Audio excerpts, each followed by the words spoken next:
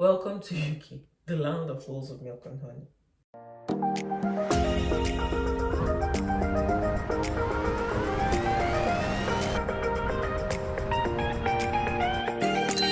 Hi guys, welcome back to my channel. If this is your first time stopping by, my name is Nora Ode. I'm a Nigerian YouTuber based in Aberdeen in the United Kingdom.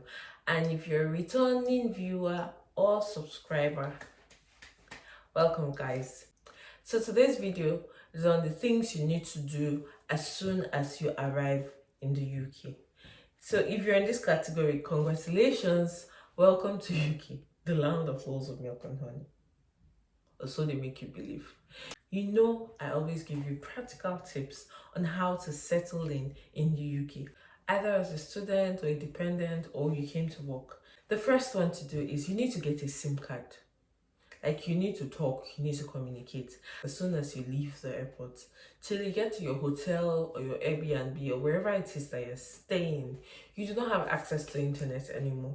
So your MTN data, Airtel, Glo, etc.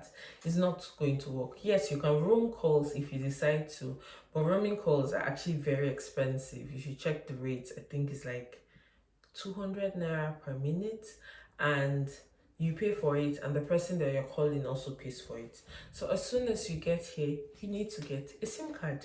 The SIM card can be gotten at the airport, the post office, or any of the shops around you.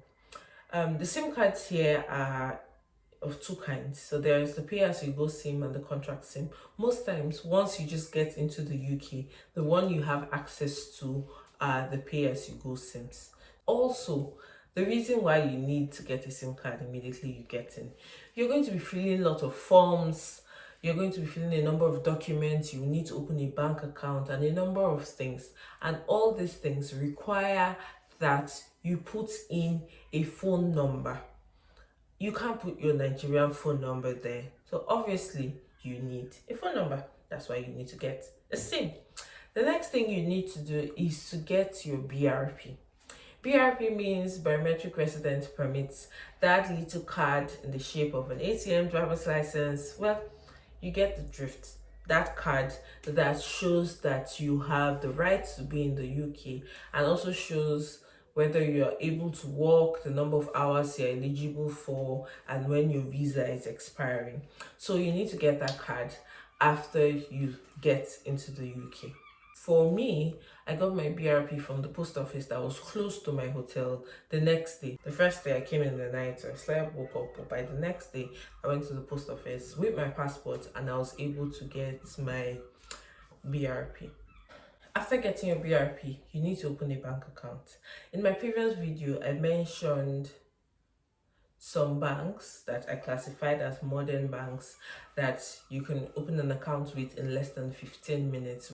Remember, you're currently in the UK, you do not have a house address, you're still in an Airbnb or a hotel or squatting with someone. And to open an account with a traditional bank, there's some documents that you will need to provide. A document that proves your address. It can be a council tax document or a bank statement. You cannot have these documents until you have gotten your apartment. So these banks help you out because you can put in the address of your hotel or your Airbnb and you have this account opened. Also, when filling these forms, you'll be required to put your means of identification and they ask for your BRP. So you see, if you've not gotten the BRP or gotten the SIM card, you cannot put a number where the phone number is meant to be or upload your BRP if you haven't collected it. So the third thing to do, like I said, is to open a bank account. I use Revolut and it has been such a good experience. I'm not saying you should use Revolut. There are other banks in that category. So there's Monzo and Sterling as well. So you can do your research on the three of them and decide on which of the banks you would want to open an account in. The fourth thing to do is to get a house. I don't know about you, but staying in a hotel, staying in an Airbnb, it's expensive. How long do you want to do that for?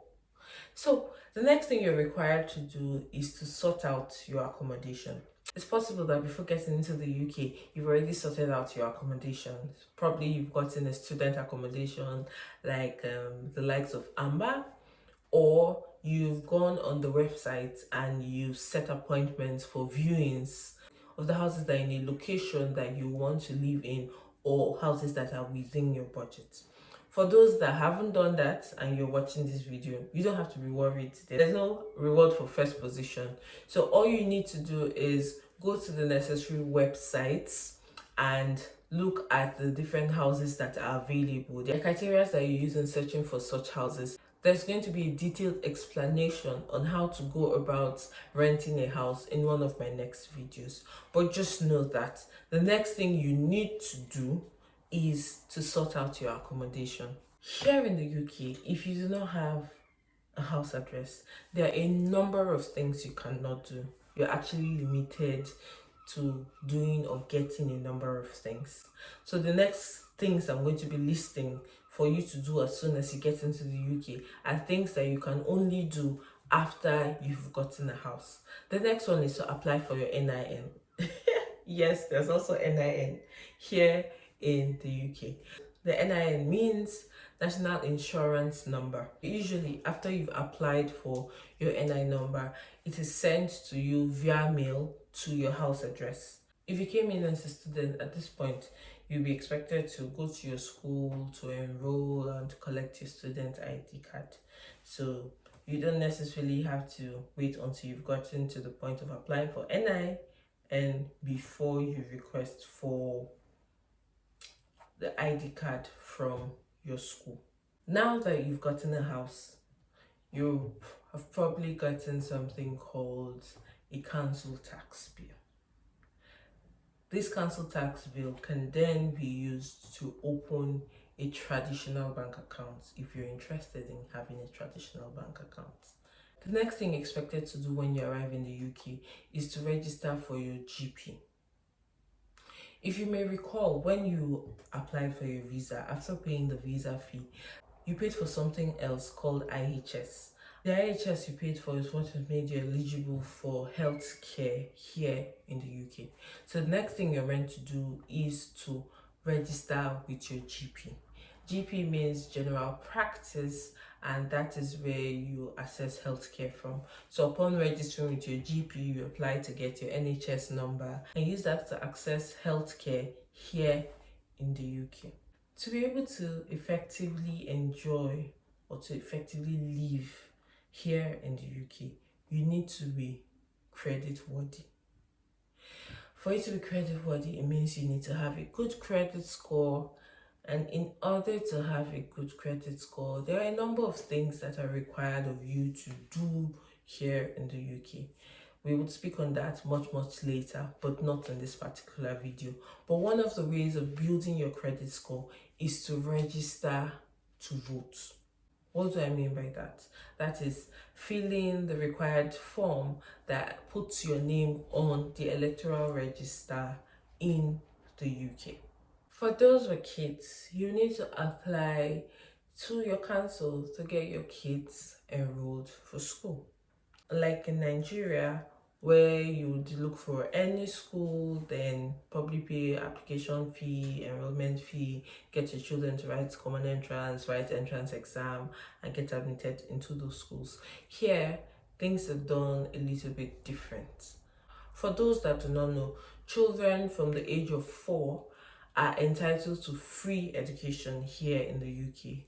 And the way to assess that is for you as a parent to apply with the council. It's expected that the kids go to the schools that are the closest to your house. That's the reason why you are applying with the council where you live. Last but not least, at this point, there are a number of supermarkets that you often frequent, or this may even be the first supermarket that you're going to. Most of these supermarkets have cards or apps that can be updated every time you purchase something from that supermarket. If you go to Sainsbury, after your purchase at the cashier's point, they ask you, do you have a Nectar card? Basically, it's a card that is swiped after you buy stuff that puts in points that after they accumulate, you can use to buy something or get a discount off the prices of the things that you're buying. Also, some of these shops or some of these companies use the apps instead.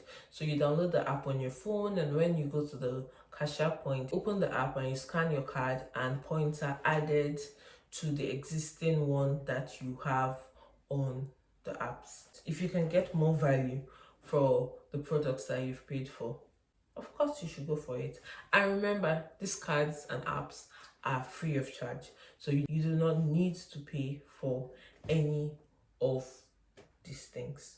So that brings us to the end of this video, the things you need to do as soon as you arrive in the UK.